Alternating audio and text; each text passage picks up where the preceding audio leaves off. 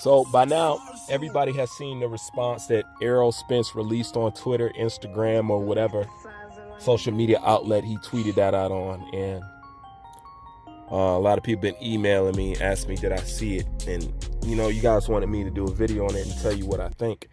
I wasn't going to do a video on it because I just wanted to see what other people was going to respond to it. I had my thoughts on it inside my own head, but I was just going to let other people digest it, you know what I'm saying, and regurgitate it to y'all, because it really didn't need for me to say anything. It is what it is, you can tell. But since people still want to hear this, I'm going to tell you guys that when I read that response, I didn't look at it, or I don't look at it the way you guys look at it. A lot of people say, oh, EROLL SPENCE, you know what I'm saying? He talked about no broken bones, no fractures. He a savage, and this and that. EROLL SPENCE is out cold, you know what I'm saying? This and that. This is the stuff Legends is made up. I'm like, what? This is the stuff that Legends driving drunk? So when I read it, and you got to understand, besides fighting and besides training the body and besides history, psychology is like my next favorite subject in the entire world, period. And being that the knowledge that I have, my little bit of knowledge, well, I wouldn't say it's little, it's a lot greater now. I've been doing it for like 4 years. My outlook on that is simply, when he responded, I am a savage, that translated to me that this is a person that's embarrassed. That's what he had to throw that old machismo kind of thing out there, because he's embarrassed. Just think about it for a second.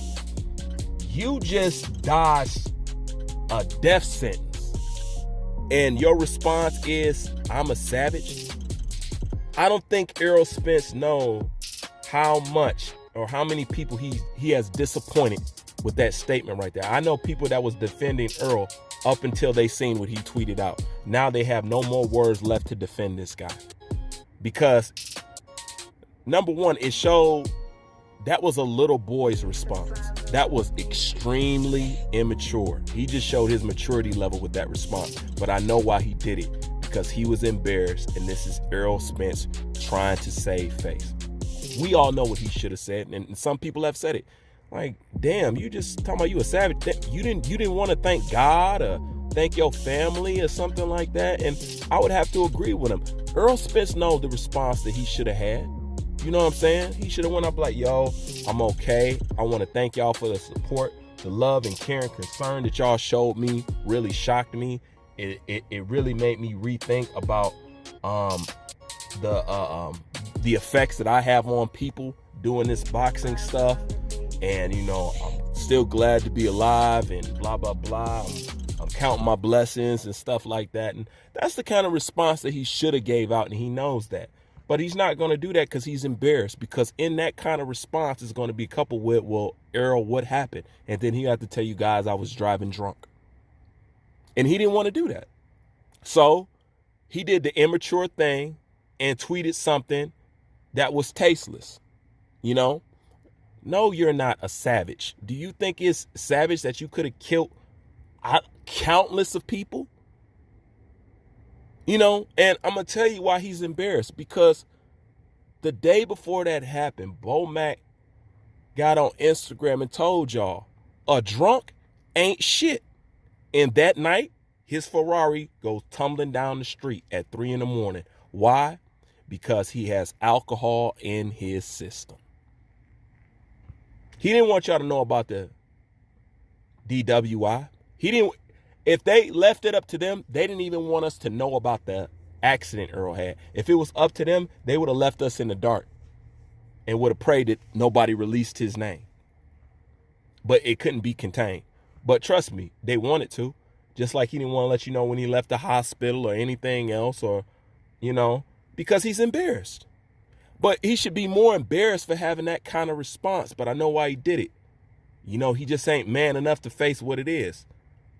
EROLL SPENCE, you are a drunk. You are a drunk. And this is what I want to say, because a lot of people say I get on EROLL SPENCE case, and I don't understand. I get on everybody's case. You know, I'm fair with everybody, but this is the thing about Errol Spence, man. Errol Spence is a good kid. This is part of his problem. He's a good kid trying to fit under a roof or an umbrella that he doesn't fit under. You know, like we've all went through that growing up, but for some reason, I guess Errol Spence is in his second childhood. But we all said the same thing, and we seen the signs. Why are you hanging out with the Charlo brothers? Why are you hanging out with Adrian Broner? These guys are idiots. You have to admit, when you first seen that Errol Spence was hanging out with the Charlos and Broner, you was like, what in the fuck would he have in common with them? Why would he hang out with them out of all people?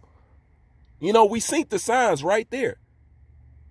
You know, Errol Spence is a victim of being around and hanging around the wrong crowd. Like I said before, Errol Spence strike me as somebody who didn't used to drink, who got introduced to drinking and found out that they liked it. How do you know that? Because given the fact that Errol Spence cannot hold his alcohol, he would have done something stupid and dumb like this a long time ago.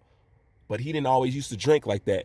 The drinking did not come into play till he started hanging out with Adrian Broner and the Charlo brothers. That is a fact. Up until then, he was meek, humble, and silent.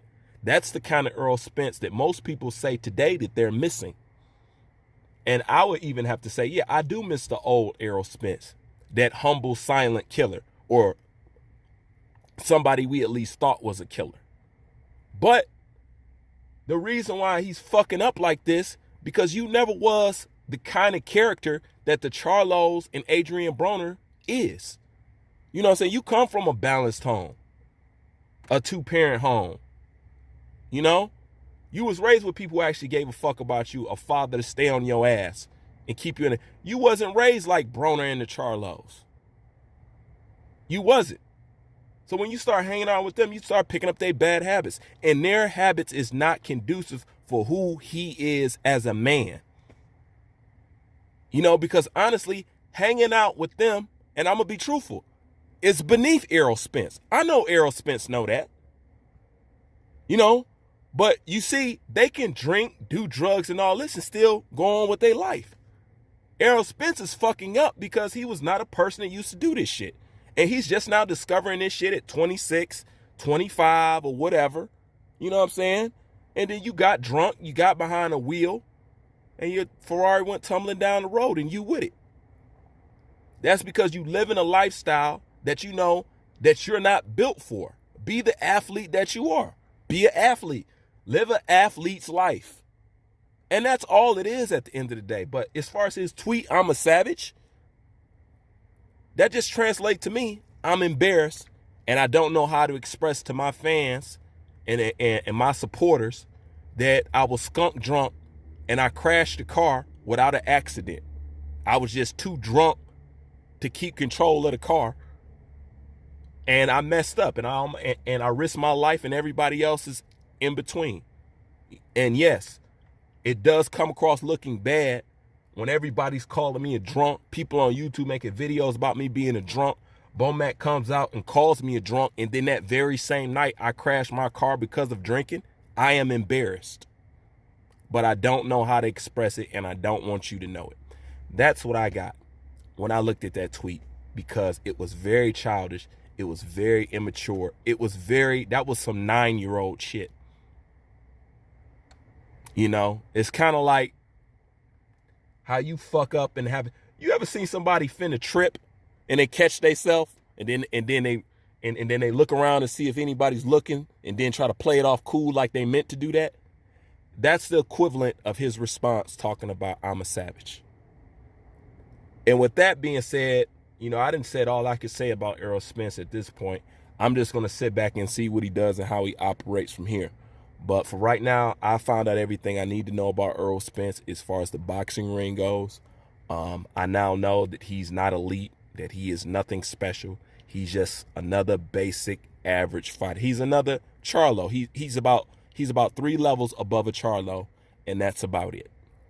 You know, and I've already accepted that, and I done moved on from Errol Spence. It was all a facade. It was all a smoke screen. It's unfortunate. It would have played out better if he just kept that same humble outlook. Then that would be something that people can cling on to more.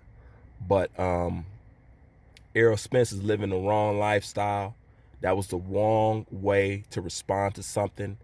It's disrespectful to your parents, to the angels that was looking out for you, to the God who saved you, to everybody who was worried and this and that. I mean, everybody was worried about Errol Spence. I was concerned about Errol Spence. I just wanted the guy to be okay, and I'm glad he is okay.